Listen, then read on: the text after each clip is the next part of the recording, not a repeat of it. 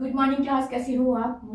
उम्मीद करती हूँ सब अच्छे हैं, अपनी सेहत का ध्यान रख रहे हैं। सर्दियाँ आ गई हैं, गर्म कपड़े पहनना शुरू कर दें, क्योंकि बीमार होने से हमने अपने आप को बचाना है। और अगर हमें ग्रो करना है, अपनी लाइफ में कुछ अच्छा बनना है, कुछ अचीव करना है, तो हमें बीमार होने से अपने आप को बचाना होगा। बीमार हो गए तो हम पीछे चले जाएंगे, इसलिए स्वस्थ रहो, मस्त रहो और अपनी अपनी लक्ष्य की ओर बढ़ते रहो। स्वर संधि सीखते हैं। स्वर संधि के 5 भेद होते हैं, लेकिन यहाँ पर व्यंजन संधि और विसर्ग संधि के भेद नहीं होते, इसके नियम होते हैं। तो क्या क्या नियम होते हैं आज हम देखेंगे कि विसर्ग संधि के ये 4 नियम मैंने यहाँ लिखे हैं।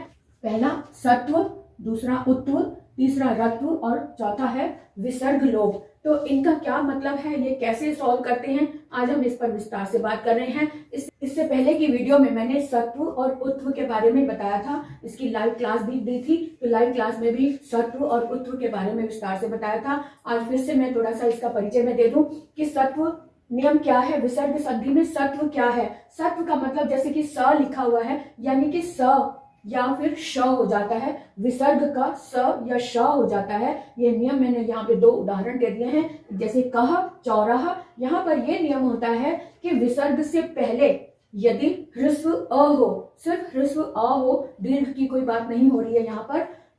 विसर्ग से पहले, यदि विसर्ग से पहले ह्रस्व अ हो और उसके बाद यदि च छ में से हो या फिर त थ में से कोई वर्ण हो, तब विसर्ग का श हो जाता है। इस तरह से तो ये शब्द बना कश चौराहा। उसके बाद देखो यहाँ पर है नमः ते। यहाँ पर नमः ते में है कि अगर विसर्ग से पहले ह्रस्व अ है और उसके बाद यदि त थ में से कोई वर्ण आया है, तब विसर्ग का, इस विसर्ग का स हो जाता है। इसलिए यहाँ पर नमः ते को नमस्ते बन गया, ये आधा स हो गया, यहाँ पर श बना, यहाँ पर स बन गया। अब इसको और विस्तार से देखना है तो इसका लिंक मैं उसमें दे दूंगी कि विसर्ग में कब, विसर्ग के स्थान पर स कब होता है या श कब होता है। अब हम देखें कि उत्तु कब हो जाता है, विसर्ग का उ हो जाता है। कैसे? यहाँ पर भी विसर्ग से पहले यह नियम है कि विसर्ग से पहले यदि ह्रस्व अ हो, विसर्ग से पहले यदि ह्रस्व अ हो, यहाँ पर श पुरुषः अ की आवाज आ रही है तो ह्रस्व अ है, और विसर्ग के बाद भी यदि स्वर हो, यही कौन सा, ह्रस्व अ हो, तब विसर्ग का उ हो जाता है। विसर्ग का उ हो जाता है कैसे, यहाँ पर इसको समझेंगे कि विसर्ग का उ हो गया और विसर्ग से पहले अ है ना, तो विसर्ग से पहले अ है और इस विसर्ग का उ हो गया। क्यों विसर्ग का उ हो गया? क्योंकि इसकी नियम ये है कि विसर्ग से पहले भी ह्रस्व आ हो और उसके बाद भी ह्रस्व आ हो, तब इस विसर्ग का उ हो जाता है ना। अब यहाँ पर उ तो इसका हो गया क्योंकि इससे पहले भी आ है, उसके बाद भी आ है, लेकिन इस उ को ऐसे ही नहीं रहने देंगे, क्योंकि हमारे गुण संधि का यह नियम है कि अ के साथ यदि उ होता है तो दोनों को मिलाकर ओ हो जाता है ना। ओ हो गया, अ और उ मिलकर गुण संधि से ओ हो गया, और ओ होने के बाद जो उसके बाद वाला ह्रस्व अ होता है वो पूर्व रूप में बदल जाता है। इस आ का लोप हो जाता है और इस अ के स्थान पर पूर्व रूप हो जाता है, एस जैसा एक साइन लगा दिया जाता है। तो इसलिए पुरुषः अपि का संधि रूप हुआ पुरुषो अपि, है ना, पुरुषो अपि, इस तरह से हुआ। इसी तरह से सह अपि एक और उदाहरण, सह अपि है तो यहाँ पर भी विसर्ग से पहले ह्रस्व अ है और इसके बाद भी ह्रस्व आ है, इसलिए इस विधि से इस आ और उ को, विसर्ग का उ हो गया और आ और उ मिलकर ओ हुआ, और ओ होने के कारण इस आ का लोप हो गया और उसके स्थान पर पूर्व रूप से आ गया, इसलिए यहाँ पर भी सो अपि ये संधि रूप बना। अब आते हैं रत्व पर। तो रत्व संधि के अनुसार, ये जो रत्व नियम है इसके अनुसार हम देखें कि विसर्ग से पहले अ या आ को छोड़कर, यानी यहाँ पर अ या आ नहीं होना चाहिए। यहाँ पर ह्रस्व आ की बात हो रही थी, लेकिन यहाँ पर विसर्ग से पहले अ या आ नहीं होना चाहिए, यानी इसको छोड़कर कोई भी स्वर हो, अ या आ को छोड़कर कोई भी स्वर हो, और उसके बाद यानी विसर्ग के बाद भी कोई स्वर हो, या फिर घोष। घोष का मतलब होता है किसी भी वर्ग का तीसरा, चौथा या पांचवा वर्ण हो।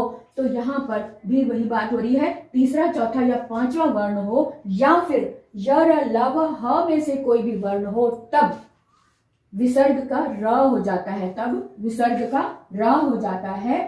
जैसे अब यहाँ पर उदाहरण देख लेते हैं, जैसे निह और बल, निह बल में विसर्ग से पहले ई आया है ना, विसर्ग से पहले ई आया है और उसके बाद घोष यानी कि तीसरा, चौथा, पांचवे के अनुसार यहाँ पर प वर्ग का तीसरा वर्ण आया है, प फ ब तीसरा होता है ना, तो यहाँ पर ये नियम पूरा कर रहा है। विसर्ग से पहले अ या आ नहीं है, ई स्वर आया हुआ है ना, और उसके बाद घोष आया यानी कि तीसरा वर्ण आया हुआ है, इसलिए इस विसर्ग का र हो गया। तो र होने के कारण हमने शब्द बना दिया निर्बल, क्योंकि र आधा है, र के बाद कोई स्वर नहीं है, इसलिए ये आधा र है, और आधा र अगर होता है तो उसके आगे वाला जो भी व्यंजन है उसके कंधे पर वो बैठ जाता है, ऐसा नियम है, इसलिए ये निर्बला ये शब्द बना।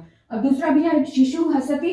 शिशु हसती में भी वही नियम लागू हो रहा है, यहाँ पर भी अ या आ नहीं है, उ आया हुआ, विसर्ग से पहले उ आया हुआ है और उ के बाद इस य र ल व ह में से ह आया है, इसलिए यहाँ पर इस विसर्ग का र हो गया, इसलिए शिशु हसती। तो शिशुर हसती ये शब्द बना, शिशुर हसती। तो आपको समझ में आ गया होगा। इसके और भी उदाहरण है, वो भी आप उसका सॉल्व करें। ये 2 उदाहरण दिए इससे समझने के लिए, नेक्स्ट वीडियो में इसके और भी उदाहरण मैं लेकर आऊंगी। तो बच्चों अब हम सीखेंगे विसर्ग लोप कैसे होता है। अभी तक हमने सीखा था कि विसर्ग से स कैसे होता है, र कैसे होता है, श कैसे होता है, और अब हम सीखेंगे विसर्ग लोप किन विधियों के कारण होता है, उसके नियम अब हम देखेंगे। ध्यान से देखें, पूरा वीडियो देखें, बिना स्किप किए पूरा वीडियो देखेंगे कि हर बात, हर स्टेप समझ में आएगा।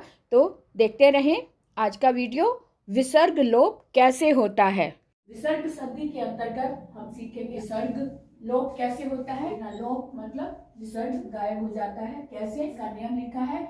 यदि सह और एषः शब्द के परे अ, यदि सह और एषः शब्द के परे अ, ह्रस्व अ को छोड़कर कोई अन्य स्वर या फिर व्यंजन हो, तब सह और एषः शब्द के विसर्ग का लोप हो जाता है। एक बार फिर से देख लें, यदि सह और एषः शब्द के परे, यदि सह और एषः शब्द के परे अ, कौन सा, ह्रस्व, ह्रस्व अ को छोड़कर, ह्रस्व अ ना हो, ह्रस्व अ को छोड़कर कोई अन्य स्वर हो या फिर कोई अन्य व्यंजन हो, तब विसर्ग का लोप हो जाता है। जैसे कि यही उदाहरण दिया हुआ है कि सह, यहाँ पर सह, ये वाला सह आगे, सह एति, एति में ए स्वर है तो इसका शर्त पूरा कर रहा है अ को छोड़कर, अ को छोड़कर यानी कि ए, इसमें स्वर आया हुआ है, इस स्वर के आने के कारण इस विसर्ग का लोप हो गया। क्या कहा था यहाँ पे, सह एषः शब्द के परे अ को छोड़कर कोई अन्य स्वर हो या व्यंजन हो, तब विसर्ग का, सह और एषः वाले विसर्ग का लोप हो जाता है। जैसे सह एति, सह एति में एति ए आया है, अ को छोड़कर कोई अन्य स्वर यानी कि ए आ गया, ए से पहले जो स्वर आए, जो विसर्ग आया हुआ है, इसका लोप हो गया, तो रूप बना स एति, विसर्ग हट गया और स एति ये रूप बना।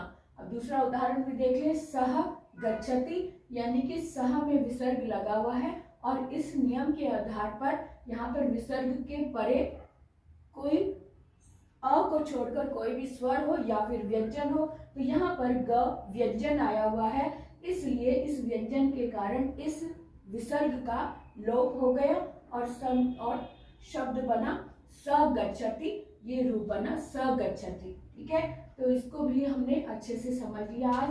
तो पूरा वीडियो आप ध्यान से देखें, समझे, और विसर्ग संधि, संस्कृत में विसर्ग संधि को समझना एक तरह का बेसिक आधार होता है संधियों को समझना, और संस्कृत को समझने के लिए विसर्ग संधि को समझना बहुत अधिक जरूरी होता है। जब भी संधि करके कोई शब्द बड़ा सा आता है तो उसको आप तोड़कर अगर पढ़ेंगे तो इजी हो जाता है, इसलिए तोड़कर तभी पढ़ सकते हैं जब हमने संधियों को सीखा हुआ हो। संधियों से को जोड़कर ही बड़ा शब्द बनता है और उसको तोड़ तोड़कर हम पढ़ते हैं तो उसका इजी अर्थ हमारी समझ में आने लग जाता है। इसलिए विसर्ग संधि मेन है संस्कृत के लिए, मेन तो सभी है, व्यंजन संधि भी और स्वर संधि भी, तो सभी को ध्यान से देखें, समझें और उसका मनन करें और फिर आप संस्कृत पढ़ें तो आपको संस्कृत इजी लगेगी।